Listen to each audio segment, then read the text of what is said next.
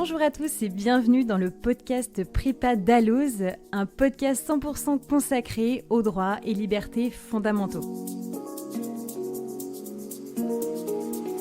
Prépa Dalloz, la prépa qui t'accompagne vers la réussite du CRFPA. Je suis Constance Mosnier et après avoir obtenu l'examen du premier coup en 2023 avec la Prépa Dalloz, nous te proposons une série dédiée aux droits et libertés fondamentaux pour t'aider à préparer efficacement ton grand oral.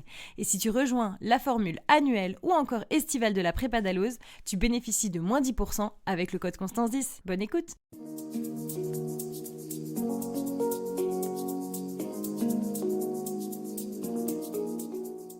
Aujourd'hui, on va parler de la surpopulation carcérale, un thème particulièrement important et un thème très chaud, notamment si tu révises le grand oral du CRFPA. Aujourd'hui, j'ai à nouveau le plaisir d'accueillir Nathalie Wolf et Laetitia Ternisien, les deux intervenantes qui ont également co-animé le podcast dernier sur la laïcité. Bonjour Nathalie, je vous laisse vous présenter.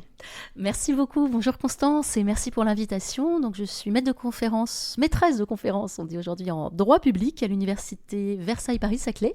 J'enseigne également à l'école polytechnique et je suis aussi vice-doyenne de ma faculté. Je cherche à développer la culture avec mes étudiants. Bonjour Laetitia, je vous laisse vous présenter également.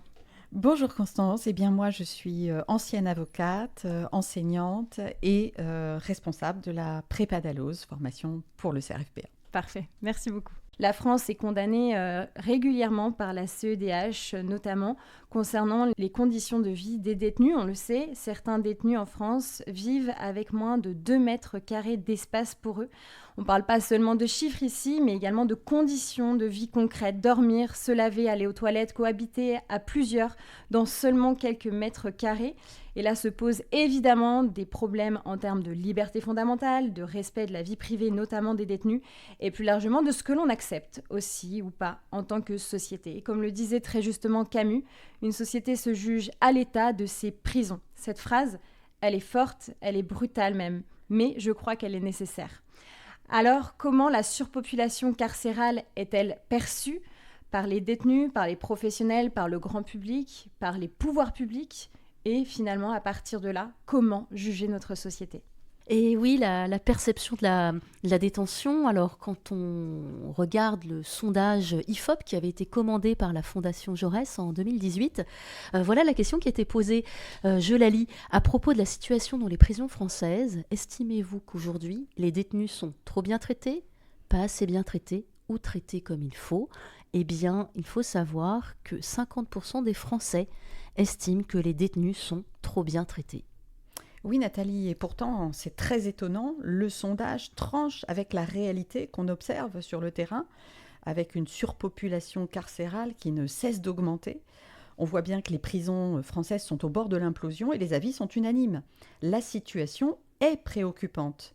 La France est régulièrement condamnée, mais rien ne bouge. Le pays des droits de l'homme est un pays d'Europe qui affiche aussi beaucoup de suicides en prison. Alors ce grand paradoxe, l'image de la prison 3 étoiles et sa réalité avec des conditions d'incarcération très difficiles, nous amène aujourd'hui finalement à réfléchir sur ce phénomène de surpopulation carcérale, l'un des défis majeurs auxquels font face tous les systèmes pénitentiaires modernes et notamment la France. Ce problème qui est structurel et ancien également interroge sur la capacité de l'État à garantir les droits fondamentaux des personnes détenues, sur l'efficacité également des politiques pénales et bien sûr sur la place qu'occupe la prison dans la société contemporaine. Alors le nombre de détenus continue d'augmenter, on le sait, proche d'un niveau record cette année encore en France.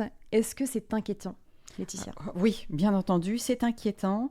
Et l'année qui s'est écoulée est encore marquée par une croissance inquiétante et nocive de la surpopulation carcérale. Selon les données du ministère de la Justice, nous avons 84 311 détenus au 1er octobre 2025, alors que nous n'avons que 62 500 places en réalité. Donc c'est une densité carcérale de 135%, vous imaginez. Comme le rappelle le rapport de la mission d'urgence sur l'exécution des peines, qui a été institué par le ministère de la Justice, la France se plaçait en 2024 au 3e rang des 53 pays du Conseil de l'Europe en termes de densité carcérale. Et tenez-vous bien, on est devancé uniquement par Chypre et la Slovénie. Cette augmentation, elle a pour conséquence l'explosion du nombre de matelas au sol. Nous en avons 5500 contre 3300 l'an dernier, parfois avec des rongeurs, des cafards, et tout ça, c'est la marque de la saturation de l'appareil pénitentiaire. Et si l'on veut avoir une vue exacte de ces chiffres, on peut regarder le rapport annuel de la Contrôleure générale des lieux de privation de liberté, qui montre notamment concrètement que toutes les situations ne se valent pas. N'est-ce pas, Nathalie ? Absolument, Constance. On a certaines situations, il faut quand même bien le rappeler, qui sont pires que d'autres. Si les maisons centrales et les centres pénitentiaires qui accueillent les détenus de longue peine sont peu affectés, en revanche, et ça c'est vraiment important de le rappeler, les maisons d'arrêt sont au bord de l'implosion. On a une densité carcérale qui peut atteindre jusqu'à 151% et qui culmine parfois à 200% même dans certains établissements. On pense à Mayotte, à Tours, Bordeaux-Gradignan. Et en Martinique, Guadeloupe, Polynésie, ainsi que dans plusieurs maisons d'arrêt métropolitaines, on a des détenus qui vivent à 3 ou 4 dans des cellules prévues pour 1 ou 2 personnes et qui partagent un espace de moins de 3 mètres carrés par personne. On peut penser, se rappeler l'arrêt de la Cour européenne des droits de l'homme, l'arrêt Canali contre France, qui nous dit que lorsque l'espace personnel réservé aux détenus est inférieur à 3 mètres carrés, eh bien ça justifie à lui seul, à soi seul, une violation de l'article 3. C'est ce qu'on appelle de la surpopulation sévère. Je reprends là les termes de la Cour. Oui, et tous ces chiffres sont d'autant plus alarmants qu'ils mélangent un petit peu toutes les situations, hommes, femmes, mineurs, semi-liberté, sans distinction. Mais si on regarde les taux d'occupation des quartiers dédiés aux hommes, et c'est là qu'on a le plus de personnes en prison, ça donne le vertige quand on voit des pourcentages qui peuvent aller jusqu'à 200%. Et la Contrôleure générale des lieux de privation de liberté le dénonce. Elle nous dit bien que ces maisons d'arrêt accueillent trop de détenus et trop de détenus non encore jugés. C'est-à-dire qu'une bonne partie d'entre eux sont présumés innocents et ils sont incarcérés dans ces conditions, ce qu'elle estimait une véritable honte pour la République. Mais à ce propos, Laetitia, Nathalie, nous venons donc d'évoquer le contrôleur général des lieux de privation de liberté. Qu'est-ce que cette institution ? À quoi sert-elle ? Quelques mots sur ce sujet, Nathalie. Alors, plein de choses à dire. On peut peut-être rappeler que le contrôleur général des lieux de privation de liberté, c'est une autorité administrative indépendante qui a été créée en 2007 et c'est une création qui fait suite aux dénonciations des conditions de détention. Elle s'inscrit dans le cadre du protocole de 2002 qui complète la Convention des Nations Unies de 84 contre la torture. Alors, le contrôleur général des lieux de privation de liberté, il est choisi par qui ? Par le président de la République, nommé pour 6 ans, non renouvelable. Et à l'heure actuelle, c'est Dominique Simonot qui a été nommé depuis 2020 pour un mandat de 6 ans. Donc c'est bientôt terminé et on aura quelqu'un qui va lui succéder. Alors, qu'est-ce qu'elle fait, la contrôleure ? Eh bien, elle contrôle donc les conditions de prise en charge et de transfèrement des personnes privées de liberté afin de s'assurer du respect de leurs droits fondamentaux. Elle a en effet un droit de visite, Nathalie, droit de visite, même à l'improviste, dans tous les lieux de détention.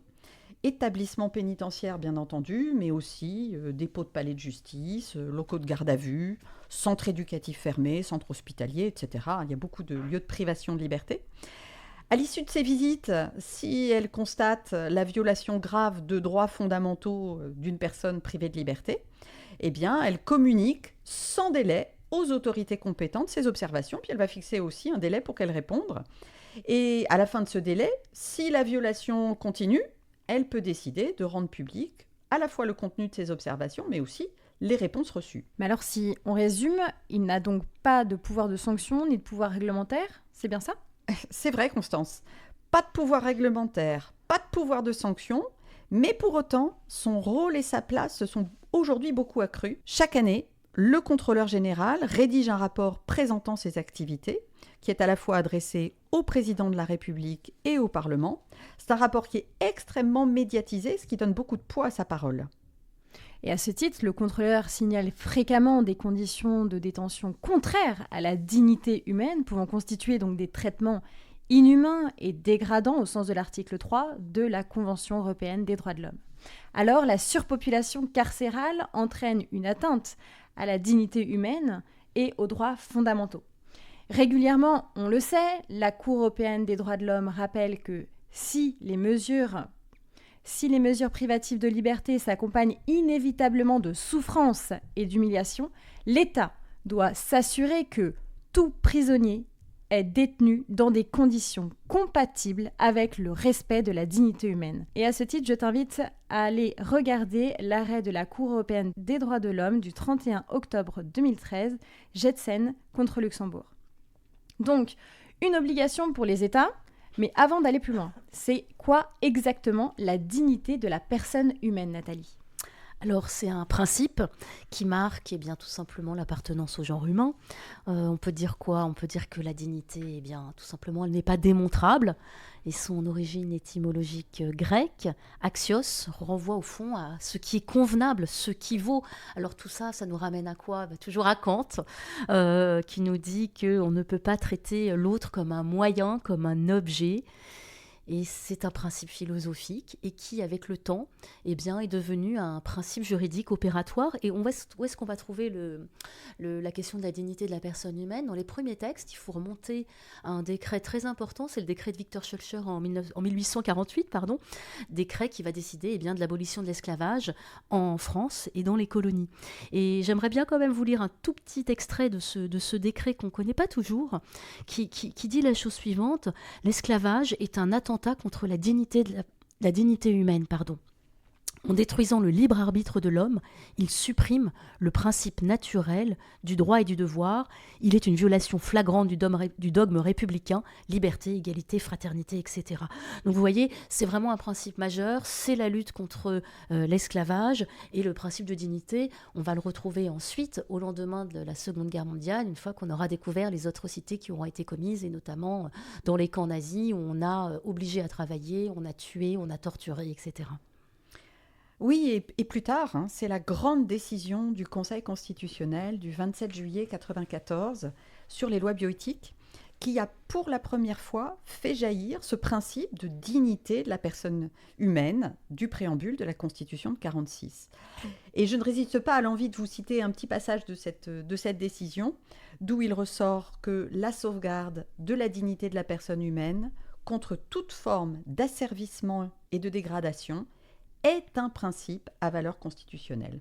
On va aussi retrouver cette exigence au début du Code civil, à l'article 16, qui affirme que la loi assure la primauté de la personne, interdit toute atteinte à sa dignité et garantit le respect de l'être humain dès le commencement de sa vie.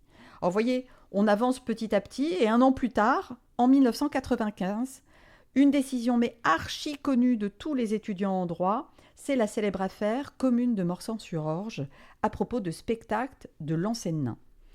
Dans cette affaire, le juge administratif nous rappelle qu'on ne peut pas lancer quelqu'un, on ne peut pas se servir d'une personne naine comme d'un projectile pour amuser les spectateurs d'une boîte de nuit, en l'occurrence, même si elle est consentante. Voilà, alors c'est ça la dignité de la personne humaine, c'est tout ça à la fois. Ça va de la protection contre l'esclavage, de la lutte contre l'esclavage, à la protection du corps humain, et ça nous emmène progressivement, c'est toute la force de ce principe, à lutter contre les conditions de détention dégradantes. Donc les juges exactement, on l'a évoqué tout à l'heure, jouent un rôle majeur dans l'appréciation de ces atteintes à la dignité des détenus. Est-ce que vous pouvez nous en dire plus, Laetitia ? En effet, Constance, le juge administratif tout d'abord, à partir des années 90, il est progressivement devenu le juge de l'administration pénitentiaire, alors avec toutes sortes de décisions relatives aux fouilles corporelles intégrales d'un détenu, placement à l'isolement, placement en secteur porte fermée. Toutes ces décisions sont désormais susceptibles de recours, alors qu'auparavant, ce n'était pas possible avec les mesures d'ordre intérieur. Oui, c'est ça, Laetitia. Il y a un champ de contrôle qui est plus étendu. Et en plus de ça, que fait le juge ? Il va contrôler de manière de plus en plus rigoureuse ses décisions. Et on voit aussi que les conditions d'engagement de la responsabilité d'administration se sont nettement assouplies. À cela, on peut aussi ajouter le fait qu'on peut recourir aux procédures d'urgence avec donc le juge des référés. Et ça, c'est d'une utilité très importante parce qu'on peut faire cesser rapidement les atteintes aux libertés fondamentales qui résultent notamment de la surpopulation carcérale et des conditions de détention. Et en plus, le juge a un pouvoir d'injonction. Pour l'illustrer, on peut citer l'ordonnance du Conseil d'État du 22 décembre 2012, section française de l'OIP et autres, où le juge a enjoint à l'administration de prendre des mesures de dératisation et de désinsectisation des locaux de la prison des Baumettes. Donc ça va encore plus loin avec ce pouvoir d'injonction. Donc sur le rôle du juge national, c'est très clair, mais qu'en est-il finalement du juge européen ? Alors, le juge européen, comme souvent, a joué un rôle majeur. Il est important d'insister sur le fait que la Cour européenne des droits de l'homme a condamné la France à plusieurs reprises, ainsi que d'autres pays européens, pour faire bouger un petit peu les lignes, et notamment là, pour assurer l'effectivité des recours des détenus. Parmi de nombreux exemples, on peut citer au moins 2 décisions, la décision JMB contre France de 2020 et la décision BM contre France, où la Cour européenne vient rappeler à la France à la fois la nécessité de remédier aux problèmes systémiques, et là le mot est très important, la Cour européenne considère que nous avons un problème systémique de surpopulation carcérale, et des conditions de détention indignes qui vont impliquer en cascade des conditions de travail extrêmement dégradées pour les personnels pénitentiaires. Donc on l'a vu, c'est très clair, la surpopulation carcérale a un effet majeur et direct donc sur la dignité humaine. Mais quels sont les autres effets de cette surpopulation carcérale ? Il y en a aussi sur tout simplement la santé physique, la santé mentale des détenus. Cette surpopulation, elle implique quoi ? Elle implique de la promiscuité, du bruit, du manque d'hygiène, un allongement également des délais d'accès aux soins. Il faut penser à toutes ces conséquences. Et évidemment, ça va contribuer à quoi ? À réduire la dégradation de la santé des détenus.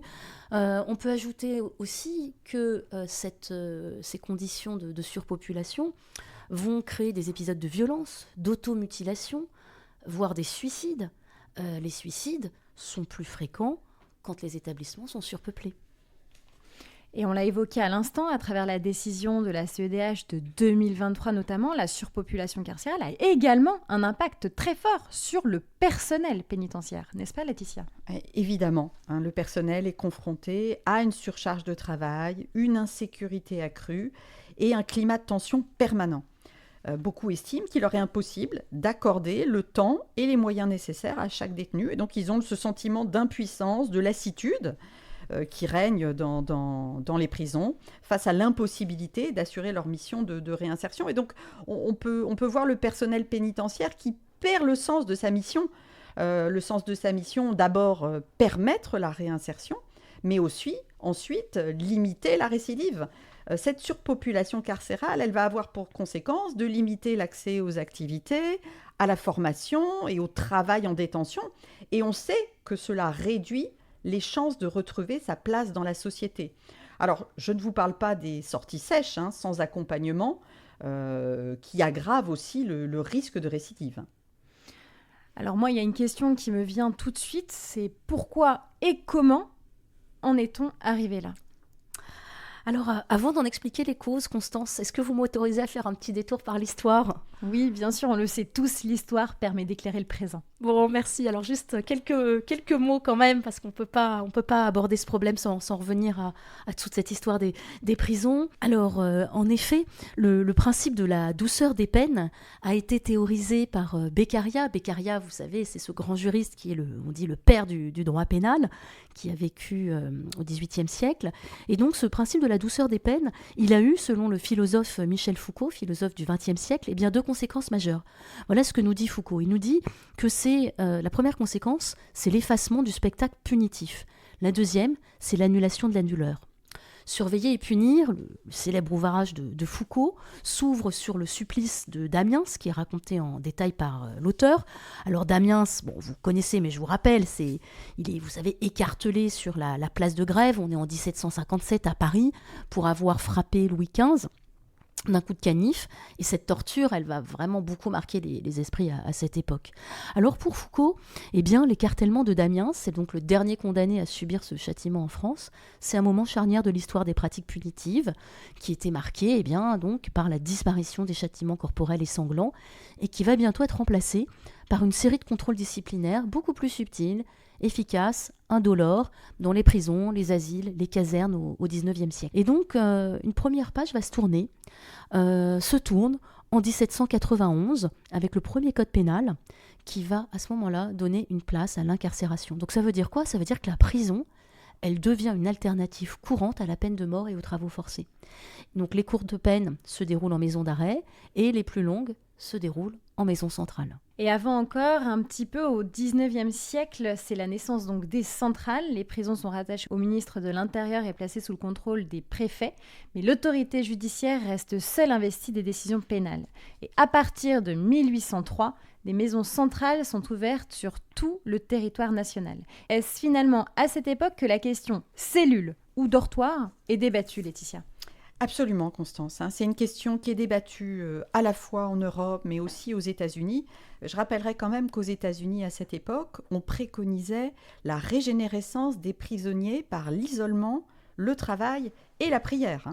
Et que, par exemple, le pénitencier de Cherry Hill, à Philadelphie, appliquait le régime de l'isolement en cellule de jour comme de nuit. En 1833, la parution de l'ouvrage d'Alexis de Tocqueville sur le système pénitentiaire américain va relancer le débat en France. Et cette réflexion sur l'isolement cellulaire pour éviter la récidive va perdurer tout au long du 19e siècle. C'est l'époque notamment de la construction de la Petite Roquette, de Mazas et du dépôt du palais de justice. Et au 19e siècle, il y a cette question pénitentiaire qui va obséder un certain Victor Hugo. Repensons à ce magnifique ouvrage, on est en 1829, Le dernier jour du condamné, où l'auteur décrit dans un style cru et réaliste les conditions d'incarcération, l'angoisse du condamné. Et la force du livre d'Hugo, c'est quoi ? Eh bien, c'est qu'on ne sait rien sur cet auteur, sur ce condamné. On ne sait pas ce qu'il a fait, on ne connaît même pas son nom. D'ailleurs, Victor Hugo, il s'est expliqué assez longuement sur l'anonymat de son personnage. En effet, il ne voulait pas qu'on puisse s'attacher à lui, en faire un cas particulier, dire que celui-là ne méritait pas de mourir, mais que d'autres peut-être. Pour Victor Hugo, l'homme devait représenter tous les accusés possibles, innocents ou coupables, parce qu'il considérait que la peine de mort était une abomination pour tous les condamnés. Il faudra ensuite attendre 1872. Le vicomte d'Aussonville publie, avec une trentaine de spécialistes, la première enquête parlementaire sur les conditions de vie des prisonniers. Et donc, quel va être le constat ? Ces manques d'hygiène, promiscuité, corruption, misère, à la fois physique et morale, tout ça va commencer à être dénoncé, si bien que 3 ans plus tard, on est en 1875, et la première grande loi, la loi Béranger, est adoptée, et elle va instaurer l'isolement des détenus qui sont condamnés à moins d'1 an de prison en cellule individuelle, afin d'éviter, comme on disait à l'époque, la contagion morale. Et ensuite, toujours la même année, une deuxième loi est adoptée, deuxième loi Béranger, qui prévoit la mise en place de moyens pour prévenir la récidive. Donc, vous voyez, déjà, toutes ces questions, elles sont présentes. Et c'est là qu'on va créer, ça aussi c'est important, la libération conditionnelle. Et puis arrive le XXe siècle, la réflexion sur l'enfermement, évidemment, se poursuit. Mais alors, Laetitia, pouvez-vous continuer à nous éclairer, finalement, sur les conditions de détention des prisonniers à cette époque ? Alors oui, on voit que les réformes s'accélèrent pour améliorer les conditions de détention. En 1911, l'administration pénitentiaire est désormais rattachée au ministère de la Justice.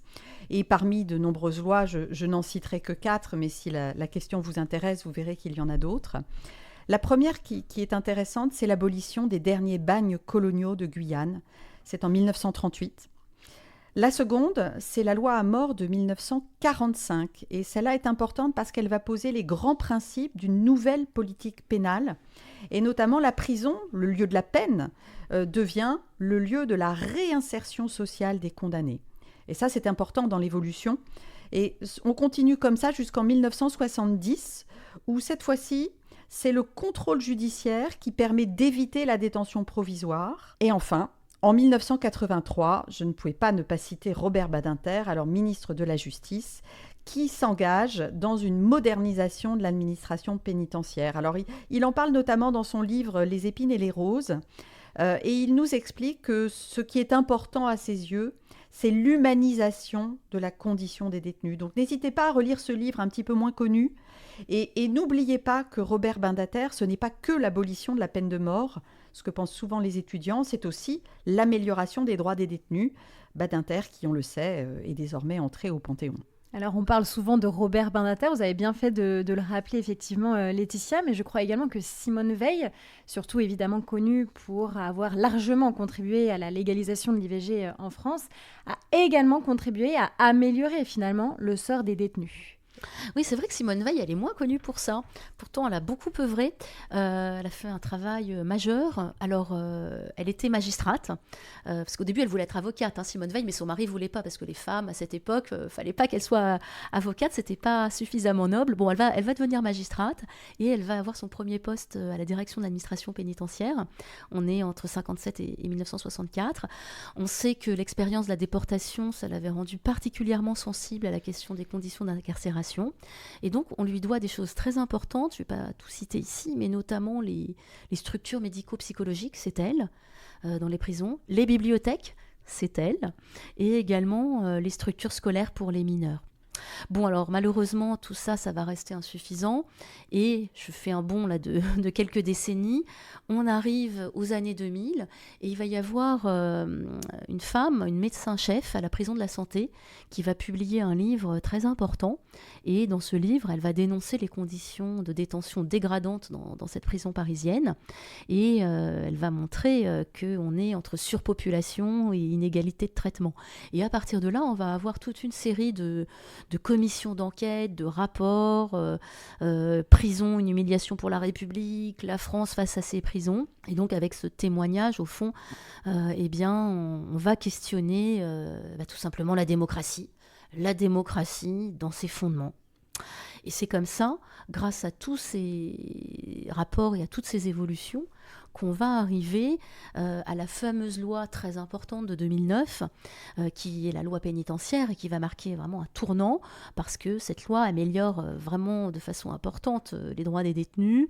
Elle va commencer à développer, on va commencer à développer avec cette loi des alternatives à la détention provisoire, et on va réaffirmer le principe de l'encellulement individuel, et ensuite on va avoir encore pas mal d'autres lois en 2014, des lois de programmation 2018-2022 qui vont travailler sur le sens de la peine, sur la question de la fonction de la sanction, et bien sûr sur la question centrale, toujours la même, hein, au cœur de notre sujet, de la réinsertion. Et malgré toutes ces réformes, la surpopulation carcérale n'a cessé d'augmenter. Comment est-ce qu'on peut l'expliquer, Laetitia ? Alors, difficilement, hein, on ne va pas vous donner les causes exhaustives de ces soucis que nous rencontrons depuis des décennies, mais si on devait les recenser, on pourrait dire qu'il y a 3 grosses causes de cette surpopulation carcérale. Alors la première, elle est liée à la politique pénale et à l'allongement des peines.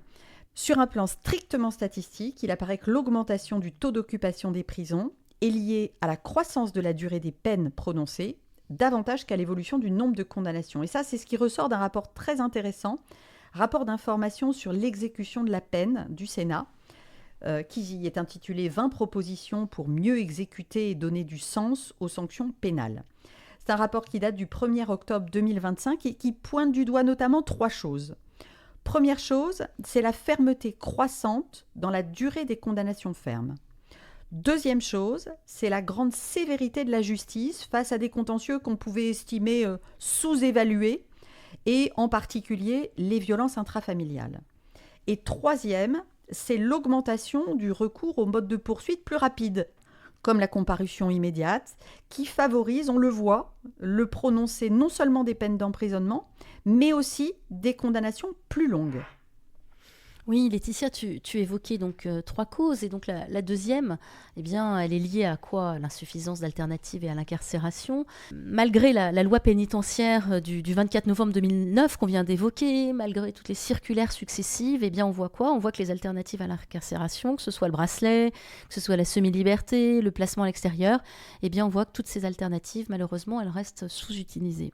Oui, sous-utilisées, mais il n'y a pas que ça, hein, puisque la troisième cause s'explique par la lenteur de la construction de nouvelles places de prison et la vétusté du parc, puisque des travaux sont assez peu effectués. De nombreux établissements sont anciens, inadaptés, dégradés, on le voit, et ça aggrave la situation de surpopulation. Depuis la fin des années 80, on avait l'espoir justement que ça s'améliore. On a eu plusieurs plans prison qui ont été adoptés. Et parmi les derniers, on a celui de 2017, qu'on appelle le plan 15 000, qui vise, comme son nom l'indique, la création d'environ 15 000 places de prison. C'est énorme. Sauf que 7 000 ont seulement été livrées à l'horizon 2022.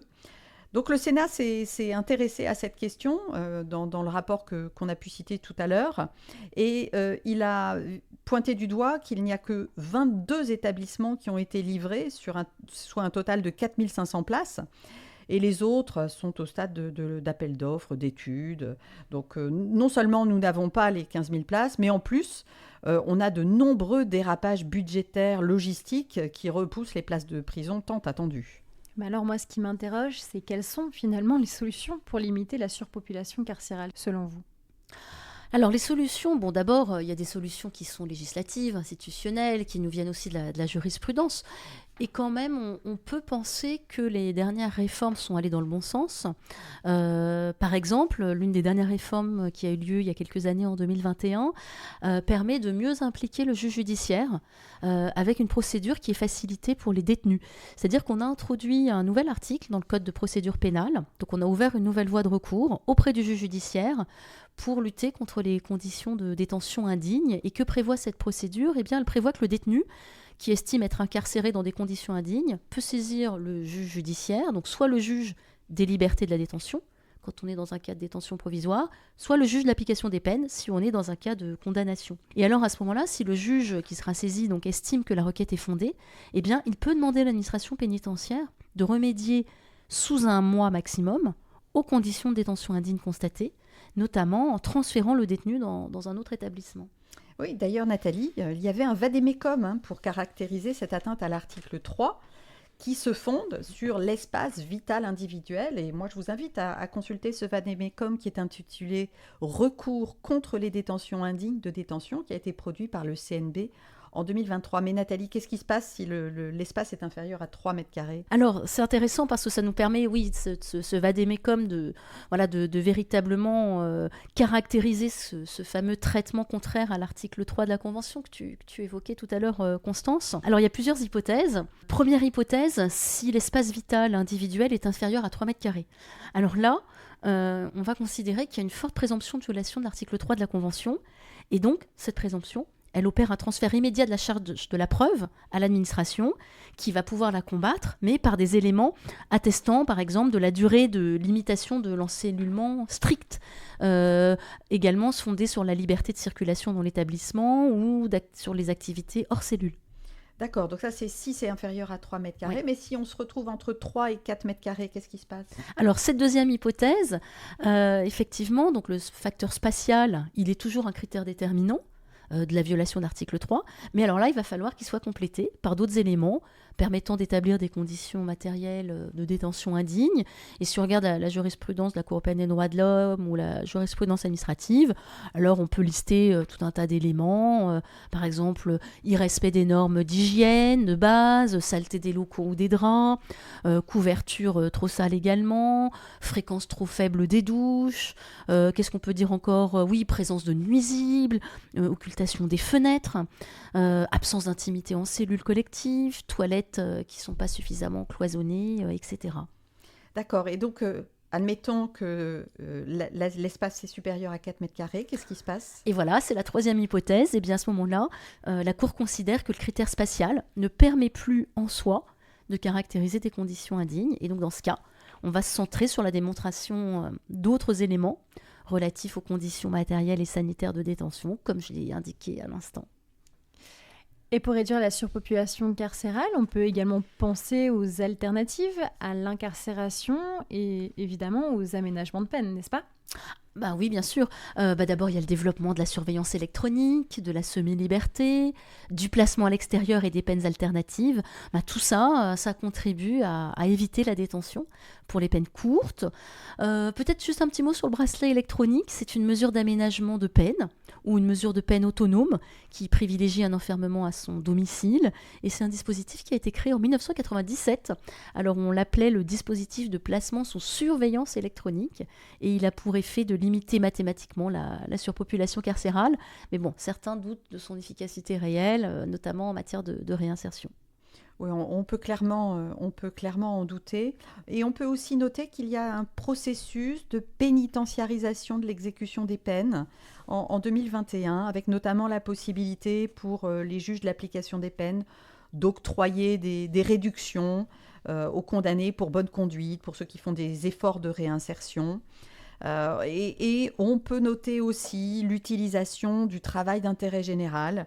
Un travail d'intérêt général, c'est l'exécution d'un travail non rémunéré au profit de la collectivité avec l'accord du condamné.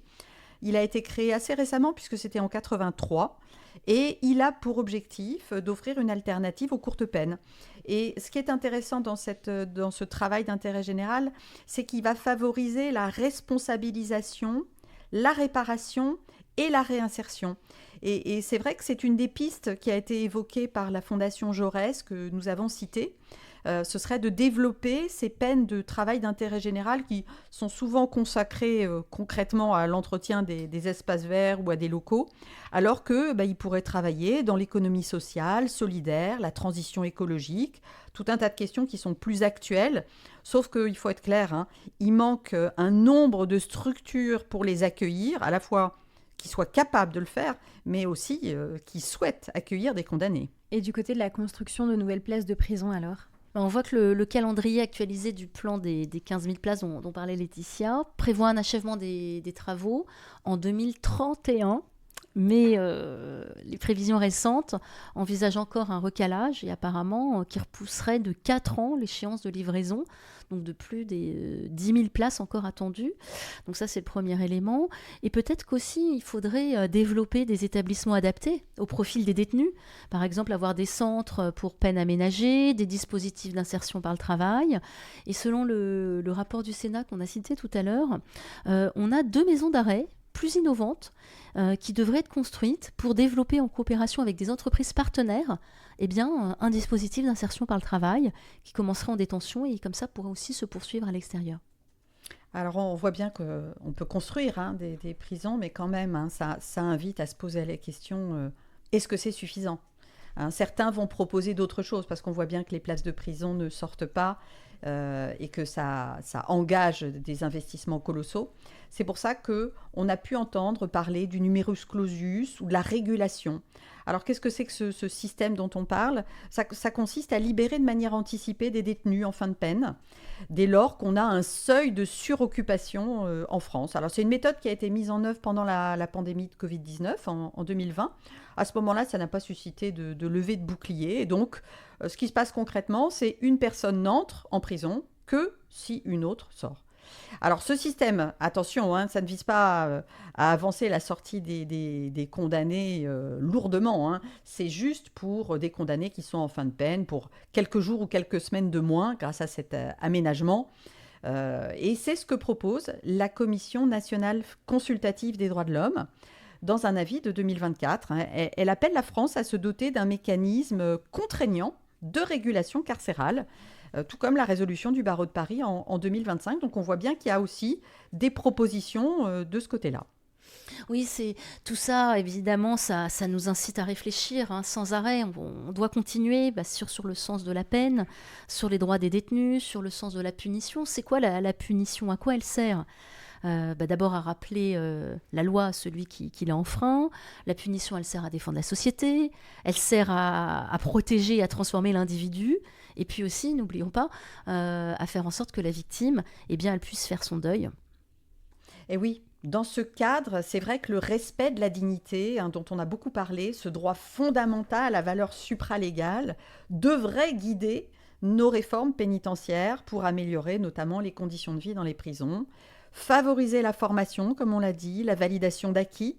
Autrement dit, faire en sorte que l'entreprise, les fondations investissent en prison. Si l'on veut espérer favoriser une réinsertion durable des détenus, on voit bien que plusieurs acteurs doivent se mettre en mouvement. Et pourquoi ? Parce qu'il nous semble important de faire ce lien entre le dedans et le dehors. C'est un petit peu notre défi. Parce qu'on voit bien, comme Camus nous l'a dit, la prison est bien l'affaire de tous. C'est la fin de ce podcast. J'espère que ça t'a permis de répondre à pas mal de questions concernant la surpopulation carcérale, qui est un thème majeur si tu prépares notamment le grand oral du CRFPA. Je tiens à remercier sincèrement Nathalie Wolf et Laetitia Ternisien d'avoir pris du temps pour vous éclairer sur cette notion et vous permettre d'avoir toutes les clés afin de réussir convenablement l'épreuve du grand oral du CRFPA. Merci beaucoup. Merci beaucoup, Constance. Merci. À bientôt.